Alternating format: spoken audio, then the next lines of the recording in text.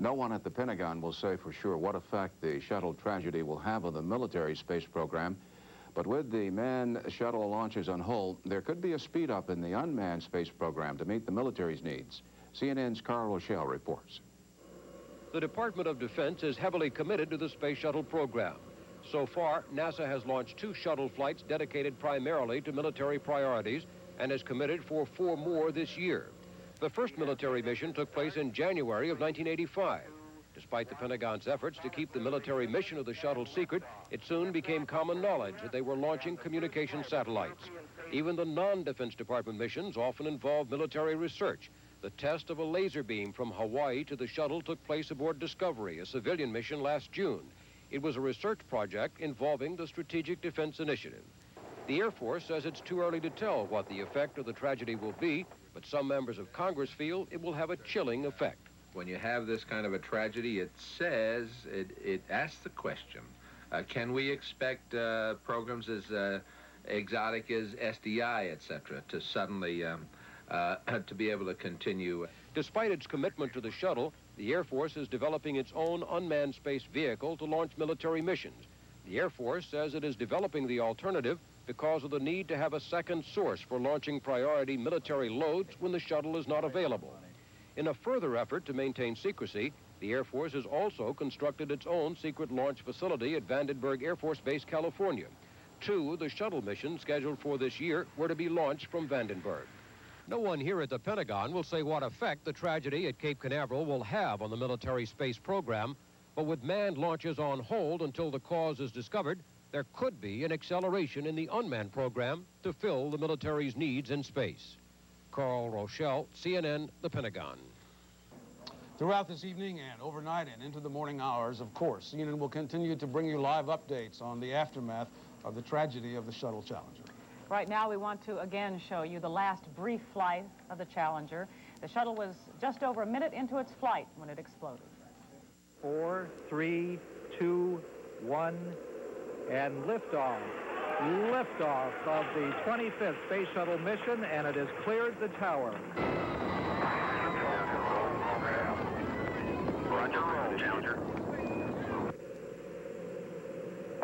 Good roll program confirmed.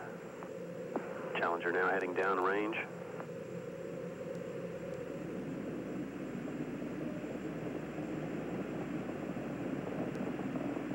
Engines beginning throttling down now at 94%. Normal throttles most of the flight, 104%. We'll throttle down to 65% up shortly. Engines at 65%, 3 engines running normally, 3 good fuel cells, 3 good APUs. Velocity 2,257 feet per second. Altitude 4.3 nautical miles, downrange distance 3 nautical miles.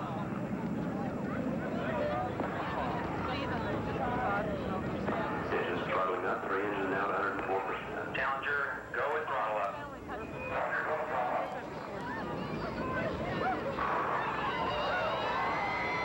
A minute 15 seconds. Velocity 2,900 feet per second. Altitude 9 nautical miles. Downrange distance 7 nautical miles.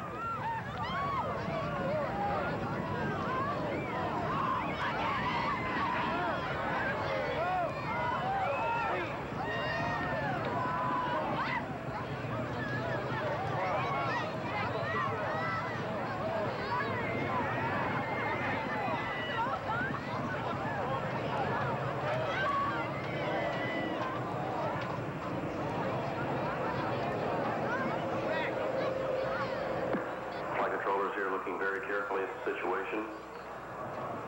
Obviously a major malfunction.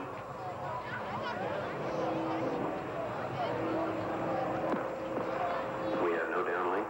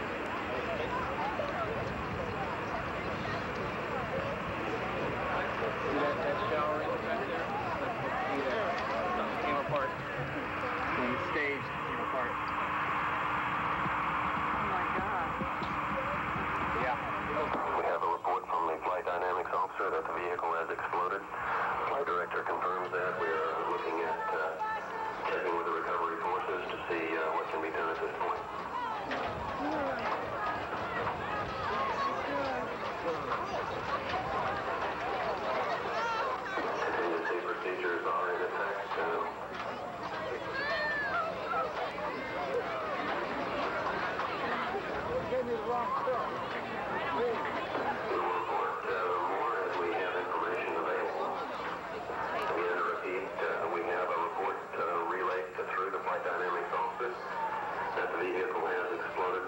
We are now looking at all the contingency operations and awaiting word from any recovery forces in the downrange field.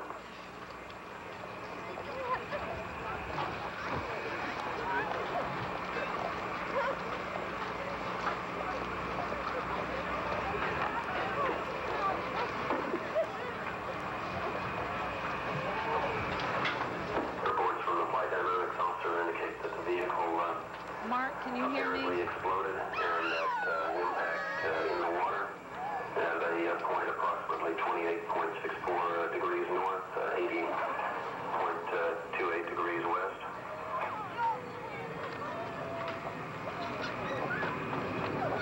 We are awaiting verification from as to the location.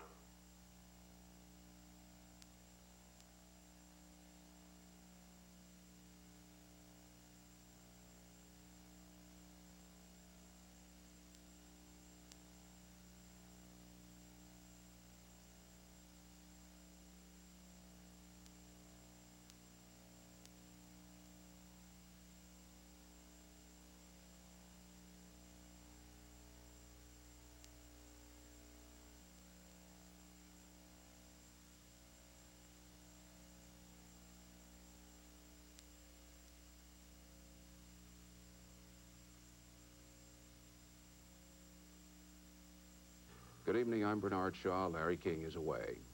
We have many guests. We'll be hearing from you out there on this tragedy.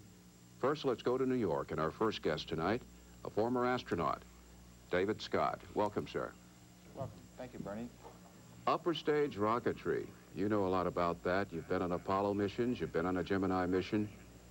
NASA is declining to speculate today. Obviously, they want very much to have all possible information before they begin to figure out what went wrong.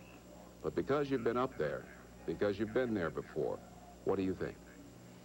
Well, I agree with NASA, Bernie. We must find out what the cause of this was so that we can proceed on with the objectives of the program and do the things we want to do.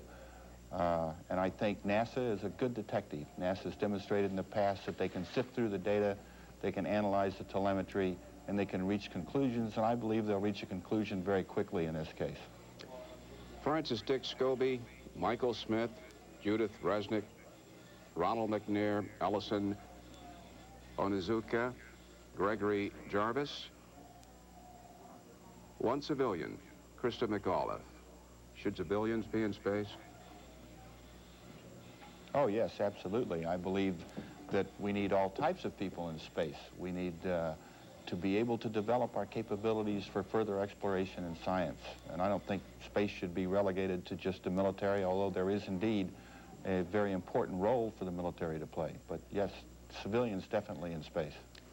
Any qualms about liquid versus solid fuel? Well, I don't believe there are qualms. I believe that there are certain advantages to each depending on the situation in which they're being used.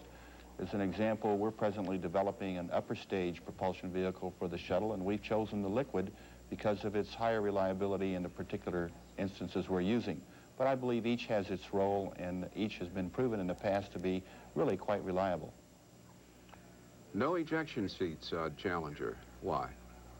Well, I believe the system's been designed such that ejection seats are not required. As you recall, in the first 4 flights, we had ejection seats just as an added safety of margin. But I believe the shuttle reliability, and unfortunately we had a tragedy today, but in general, the reliability is such that it doesn't really require ejection seats. Mm-hmm. One other question on this. In your judgment, did the crew, obviously we know that they did not get out alive today, but did they have a chance?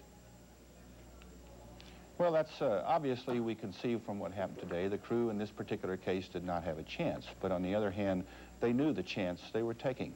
They're all very intelligent and educated scientists and technicians, engineers and pilots, and they know what they're doing. There's no question in their minds about the risk that they take. And yes, I've been there and I can appreciate the situation, and I believe that each of them would go again. They would understand why they're there, the purpose and the objective, and in my view, the gain and the rewards and the accomplishments far outweigh the risk.